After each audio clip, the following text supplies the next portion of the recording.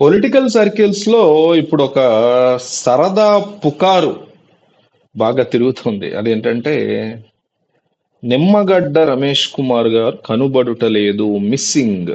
ఆయన ఆచూకీ తెచ్చిచ్చిన వారికి తగిన పారితోషికం ఇవ్వబడు. ఈ మాటలు అంటోంది ఎవరు? ఎవరో మనకు తెలియదు. మేబీ వైసీపీ వాళ్ళు అయి ఉండొచ్చు. ఆ పోస్టులు మాత్రం ఎవరో పెడుతున్నారు. వైసీపీ వాళ్ళు అయ్యే ఛాన్స్ ఉంది, గ్యారంటీ వాళ్ళని కాదు. కానీ ఆ పోస్టులు ఎవరు ఎవరు పెట్టినట్టు పెడుతున్నారు అంటే తెలుగుదేశం పార్టీ సపోర్టర్లే పెట్టినట్టు పెడుతున్నారు. ఎక్కడో ఉన్నావయ్యా నిమ్మగడ్డ రమేష్ కుమారా, నీకోసం మేము వేయి కళ్ళతో ఎదురు చూస్తున్నాము, నువ్వు చేసినటువంటి డ్యామేజ్, నువ్వు చేసినటువంటి పెంట మమ్మల్ని చాలా ఇబ్బంది పెడుతోంది అంటూ వాళ్ళు ఆయన మీద కోపడుతూ ఉండడంతో ఆయన కనపడకుండా పోయారు అనేసి ఒక రకమైన రూమర్ స్ప్రెడ్ చేస్తున్నారు. ఇది నిజం కాదు, ఇది ఒక రూమర్ స్ప్రెడ్ చేస్తున్నారు ఆయన మిస్ అయ్యారు అనేసి. సో అసలు ఏం జరిగింది? నిమ్మగడ్డ రమేష్ కుమార్ కి జగన్మోహన్ రెడ్డికి గతంలో ఉన్నటువంటి ఇబ్బందికర వాతావరణం కానీ పరిస్థితులు కానీ మనం చూసాం. అయితే ఇప్పుడు వచ్చేసి జగన్మోహన్ రెడ్డి వర్సెస్ నిమ్మగడ్డగా మారిన ఈ ఆంధ్రప్రదేశ్ రాజకీయం, అప్పట్లో మారిన రాజకీయం మళ్ళీ జగన్ వర్సెస్ నిమ్మగడ్డగా మారింది.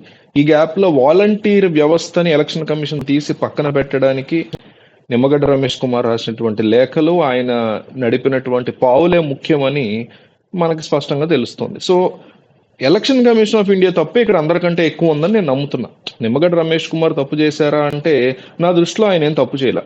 ఎందుకంటే వాలంటీర్లు అనేవాళ్ళు ప్రభుత్వానికి అనుకూలంగా, ప్రభుత్వం మళ్ళీ వచ్చేలాగా, జగన్కే జనాలు ఓట్లేసేలాగా, మీరు పథకాలు తీసుకురాకపోతే, మీరు పథకాలు రావు ఓటేయకపోతే జగన్కి అంటూ వాళ్ళని ఒక రకంగా బ్లాక్మెయిల్ చేస్తున్నారు అనేది మనం ఎన్నో చోట్ల చూసాం. ఒక 70% వాలంటీర్లు అట్లాగే ఉన్నారని, అందులో 70% వాలంటీర్లు వైసీపీకి సంబంధించిన వాళ్ళే, వాలంటీర్లు అందరూ మన పార్టీ వాళ్ళే, మన పార్టీని అభిమానించేవారే అని సీఎం జగన్మోహన్ రెడ్డి స్వయంగా చెప్పారు మీటింగ్ లో. సో కాబట్టి అలాంటి వాళ్ళని ఎలక్షన్ టైంలో ప్రజలకు దూరంగా ఉంచాలి అని నిమ్మగడ్డ రమేష్ కుమార్ కోరుకోవడం అనేది అసలు సుతరాము తప్పు కాదు, అందులో క్వశ్చన్ లేదు. అసలు ఆయన చేసింది ఏమాత్రం తప్పు కాదు.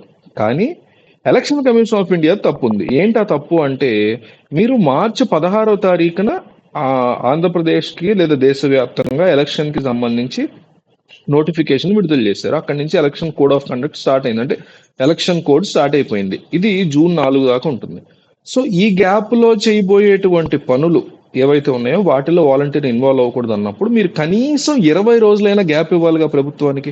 ఇవ్వాలా వద్దా చెప్పండి? బేసిక్ థింగ్ ఇది. ఎందుకు ఇవ్వాలి? మీరు ఒక వ్యవస్థను పక్కన పెట్టట్లా. వ్యవస్థను పక్కన పెడుతున్నప్పుడు దేశంలో ఉన్న, రాష్ట్రంలో ఉన్న అనేక మంది పెన్షన్లు తీసుకునే వాళ్ళని ఇబ్బంది పెడుతున్నారు. ఆప్షన్ ఇవ్వడానికి, ఆల్టర్నేటివ్ చూసుకోవడానికి ప్రభుత్వానికి మీరు టైం ఇవ్వకుండా ప్రభుత్వాన్ని ఈ రకమైనటువంటి ఇరకాటంలో పెట్టారు. అయితే ప్రభుత్వం, జగన్మోహన్ రెడ్డి ప్రభుత్వం కానీ, చంద్రబాబు ప్రభుత్వం కానీ, వీళ్ళందరూ రాజకీయ జిజ్ఞాసులు కదా. వీళ్ళు ప్రజలు ఏమైపోయినా పర్లేదు, కానీ ఒక రకమైనటువంటి థీమ్ ని, ఫీలర్స్ ని ప్రజల్లోకి పంపించడమే వీళ్ళకి ఇంపార్టెంట్. ప్రజలు ఏమైపోతున్నారు అనేది వీళ్ళకి సెకండరీ థింగ్. ముందు వీళ్ళు అనుకుంటున్నటువంటి అంశం ప్రజల్లోకి బాగా వెళ్ళిపోవాలి. దానివల్ల వైసీపీ ఒక కొత్త రకం ప్రోపగాండాని తెర మీద తీసుకొచ్చింది. ఆ ప్రోపగాండా ఏంటంటే, నిజానికి ఎలక్షన్ కమిషన్ ఆఫ్ ఇండియా ఏం చెప్పిందంటే, ఆల్రెడీ ఆంధ్రప్రదేశ్లో ఉన్నటువంటి కలెక్టర్లు కానీ, ఇంకొకళ్ళు కానీ, సచివాలయ వ్యవస్థ కానీ, వీళ్ళందరూ కలిసి పెన్షన్ ఎవరైతే వృద్ధులు ఉంటారో, వికలాంగులు ఉంటారో వాళ్ళు వచ్చి తీసుకోలేరు కాబట్టి సెక్రటేరియట్లకి మీరే వెళ్ళి వేరే వాళ్ళతో ఇప్పించండి. ఆశా వర్కర్లు కావచ్చు, ఇంకా ఉంటుంది, వ్యవస్థ బోల్డ్ ఉంటారు, వాళ్ళతో ఇప్పించండి. అంతేగాని వాళ్ళని సెక్రటరీలకు వచ్చేలా చేయకండి అని చెప్పారు. కలెక్టర్లు కానీ, సిఎస్ చీఫ్ సెక్రటరీ కానీ వీళ్ళందరూ రిపోర్ట్లు కూడా ఇచ్చారు ఎలక్షన్ కమిషన్ ఆఫ్ ఇండియాకి. ఏమని? మాస్టారు మేము పంపిస్తున్నాము, మేమే ఇల్లు ఇస్తాము దివ్యాంగులకి, వికలాంగులకి, వీళ్ళు ముసలి వాళ్ళకి, వృద్ధులకి, రాలేని వాళ్ళకి ఇస్తాము. కానీ మిగతా వాళ్ళు, ఇప్పుడు విడో పెన్షన్స్ ఉంటాయి, రకరకాల, కొంతమంది నడవగలిగే వాళ్ళు ఉంటారు, వయసు పెద్ద అయినా కూడా, వాళ్ళకి మాత్రం సెక్రటేరియట్కి వచ్చి ఇస్తాం, మిగతా వాళ్ళకి ఇంటికి వెళ్ళి ఇస్తాము. ఇది పూర్తి అవడానికి 3వ తారీఖు నుంచి 6 లేదా 8వ తారీఖు వరకు అవుతుందని రిపోర్ట్ ఇచ్చారు. కానీ వైసీపీ ఇక్కడ ఒక దారుణమైనటువంటి ప్రోపగాండా తెర మీద తీసుకొచ్చింది.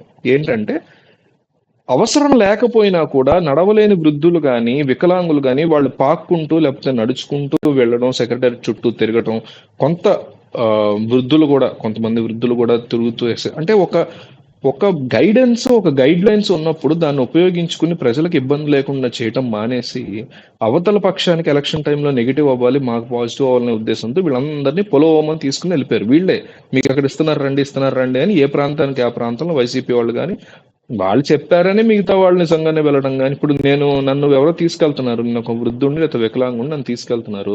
నా పక్కింట్లో ఉండేవాళ్ళు, ఎదురింట్లో ఉండేవాళ్ళు నేను వెళ్తున్నాను కదా అని చెప్పేసి వాళ్ళు కూడా వస్తారు కదా! ఊరికనే ఊరుకోరు కదా! అంటే ఇన్ఫర్మేషన్ ప్రజలకు ఇవ్వడానికి కూడా టైం ఇవ్వాల ఎలక్షన్ కమిషన్ ఆఫ్ ఇండియా. నేను అదే చెప్తున్నా. ప్రభుత్వానికి ఆల్టర్నేటివ్ ఇచ్చుకునే టైం ఇవ్వాల. ఆల్టర్నేటివ్ పెట్టిన తర్వాత ఆల్టర్నేటివ్ ని ప్రజలకి చెప్పడానికి టైం లేదు.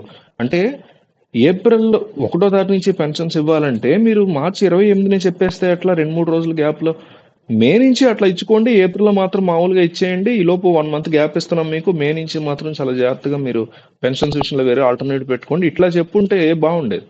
సో ఇది ఏమైంది? పొలిటికల్ గా వైసీపీకి ఒక biggest positive, Telugu Desam, Janasena, BJP యొక్క కూటమికి ఒక పెద్ద గుదిబండగా మారింది. ఒక పెద్ద డ్యామేజ్ అయి కూర్చుంది. Definitely this is a damage to the కూటమి పార్టీస్. సో దీని నుంచి ఎట్లా బయటపడాలి అనే తలకాయ నొప్పులు పట్టుకుంటున్న టైంలో నిమ్మగడ్డ రమేష్ కుమార్ కనబడట్లేదు. ఆయన పారిపోయారు. ఆయన చేసినటువంటి డ్యామేజ్ ఏదో మంచి చేద్దాం అనుకుని చంద్రబాబుకి ఆయన బ్యాడ్ చేశారు అంటూ వైసీపీ పార్టీ ఒక ఫన్నీ ప్రాపగాండా, ఫన్నీ ట్రోలింగ్ చేస్తోంది ఇంటర్నెట్ లో. సో నిమ్మగడ్డ రమేష్ కుమార్ విషయంలో నేనైతే తప్పు పట్టట్లే. ఆయన తీసుకున్న నిర్ణయం మంచిదే కావచ్చు. కానీ సేమ్ టైం ఆయన ఏదైతే వీళ్ళు దగ్గర ఉండకూడదు ప్రజలకు అని కోరుకున్నారో ఆల్టర్నేటివ్ ఏంటి అనేది కూడా ఆయన అదే విధంగా election commission of India suggest చేయాలి. దాంతోపాటు ఆయన ఎప్పటికప్పుడు ప్రెస్ మీట్లు పెట్టి నిజంగా ఆయన ప్రజల పట్ల ప్రేమ ఇది, చంద్రబాబు పట్ల కాదని ఆయన అనుకుంటే డెఫినెట్లీ అట్లా చేసి ఉండాల్సింది. మరి ప్రస్తుతానికి దీని మీద ఆయన ఇంకేం స్పందించలేదు. ఏం స్పందిస్తారో చూద్దాం. సో ఏపీలో రాజకీయాలు ఇట్లా ఉన్నాయి. ప్రజలు ఏమైపోయినా పర్వాలేదు కానీ అవతల వాడు బ్యాడ్ అవ్వాలి, మేము మంచి అవ్వాలనే ఉద్దేశంతో అటు చంద్రబాబుకు పవన్ కళ్యాణ్ బీజేపీ కానీ, ఇటు జగన్మోహన్ రెడ్డి ఆయన సపోర్ట్ చేసేవాళ్ళు కానీ ఈ రకంగా ఒక విధ్వంసకరమైనటువంటి రాజకీయాన్ని, ఏమాత్రం జాలి దయలేని రాజకీయాన్ని, రోడ్డు మీద ముసలి వాళ్ళు అట్లా పాకుతూ వెళ్తున్నటువంటి పరిస్థితుల్లో ఈ పాపం ఎవరికి చెందుతుంది ఈ పాపం అనే ప్రశ్న మనం వేసుకుంటే ఏదో రకంగా మనం కూడా కారణం అవుతున్నాము అనే ఒక ఫీల్ మాత్రం డెఫినెట్లీ వస్తుంది.